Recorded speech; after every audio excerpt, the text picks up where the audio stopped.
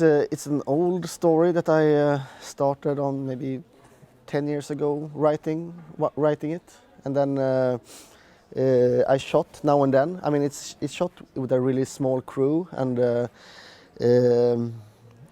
in my own production company, so it's a very kind of small scale project. It worked like with the financing. It worked like we applied for some financing and then we shot a little bit and then we came back later. So I mean, my former feature, The Giant, was like a pause for Koko-di Koko-da. I wanted to finish it before, but we couldn't really. So it was like a 3-year pause for that.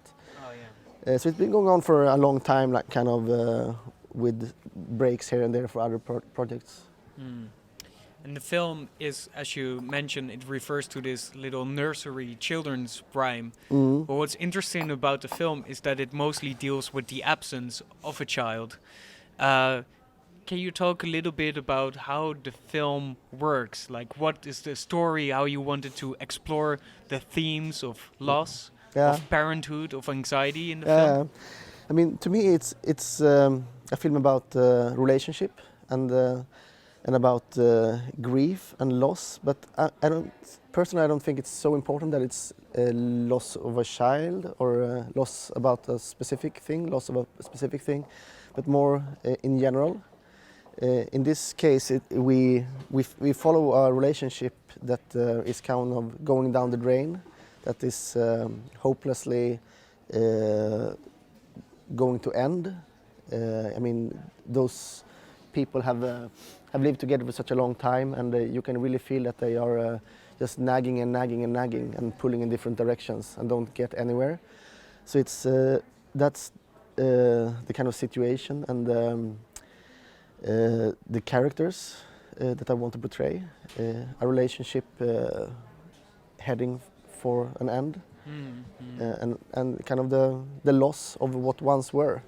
And I feel that in your films and in your short film work as well, you usually deal with this kind of like universal themes and stories, but then you also borrow from, for instance, folk stories or maybe more like genre stories to complement it, or maybe to make or build a metaphor or something. Is that how it works for you? Not consciously. I have no idea how it works for me. But how do you get drawn to this kind of like folkloristic kind of undertones that are in your films? But I'm really inspired by tales or fairy tales from my childhood, and I think it's nice with this little magic tone. I mean, I used to play around with the contrast between realism and fairy tale. Because I think, I mean, fairy tale it's lurking all over the place. Like if you just look for it, there's fairy tales everywhere, and I think it's good to get this magic into our real world. Yeah, is that what draws you to become a filmmaker as well? To be able to combine those things? Yeah, a little bit for sure. I mean, as a kid, I wanted to become a magician or a clown. And with a filmmaker, I can be all those things. Yeah, which is what you kind of see in the film as well. Like the characters that we encounter in your film, they are somewhat like that. Yeah, for sure. Can you talk about placing them in your film, being in the woods, little bit? Can you maybe, for the people that haven't seen the film yet, talk a little bit about the setting where this film takes place and the kind of like feeling that those places have? Yeah, I mean, most part of the film is kind of a claustrophobic nightmare that you can't escape. Yeah. It's like a nagging thought that just goes round and round in your head and you can't get rid of it.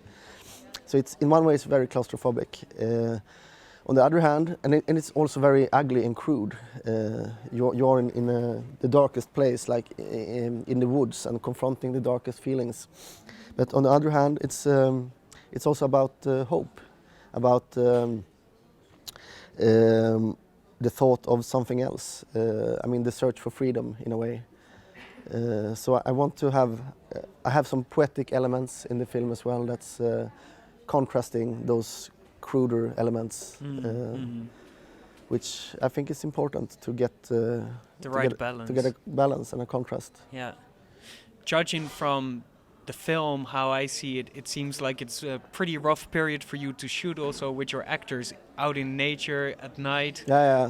Really on location, it seems. Can you talk a little bit about the conditions that you put yourself and your film crew into to make this film? You already told it was a very small, modest budget. So what was it like to do that in nature, make those nightmares reoccur every time? I mean, one of the actors, he's a really wiener. He complains all the time. Too bad he's not here now, because then he could talk about all the defend things himself. But he's actually here at the festival, so it would be nice to have him talk about it. Yeah. Shall we call him? Maybe he will be here in 3 minutes. Then, we can try, but in the meantime, I would like to hear you talk about it as well. No, I mean, I really love my actors, and I work very close together with them. So I try to be there with them when they suffer and when they have hard times. It was very cold when we were shooting. It was raining a lot, and it was. I mean, Leif was crawling around in the mud with just his underpants for weeks, and Ylva, the other main actor, she had a really tough time as well for other reasons. So I think it's important to be there, try to be there with them. You have made a couple of feature films now. You have made quite a lot of short films, also some music videos. How do you combine some of those things? For instance, a music video where you work maybe together with another music artist. How does that relate to your practice of being a director of feature film movies that play at film festivals? No, I haven't made music videos for many years. Yes. But I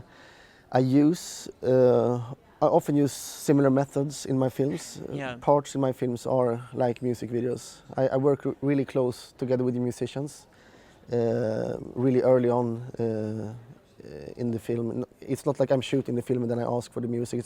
I'm really early in the collaboration with my musicians.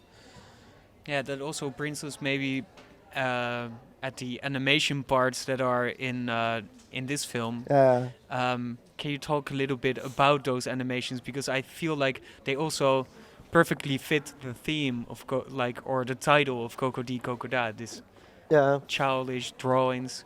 I mean, it's actually not animation, it's a shadow play. Oh, yes. So it's live action. It's like you are casting shadows on a paper, then you film those shadows. And it's a way to try to show a different perspective of the story, a kind of more abstract way, a more timeless interpretation of the story, I would say. So it's not, I don't want this to be a very specific story about one couple. I want it to be about all couples and an entire life. So it's easier to work with animation when telling stories in a more general way. Also, I mean, the technique that I'm using, this shadow play technique, it's a very old, ancient technique. Like, it's invented long time before film, the film medium. So it's like a more timeless way to tell a story, I would say. Yeah, and it kind of goes back to your childhood dreams of becoming a magician, because it's a little bit like magic as well. Yeah, it's a little bit like magic, like you're playing around with the shadows and light. And you are the one that orchestrates those little shadow plays as well in the film. Yeah, but usually we are many that holds different characters and controls different stuff. But I'm there.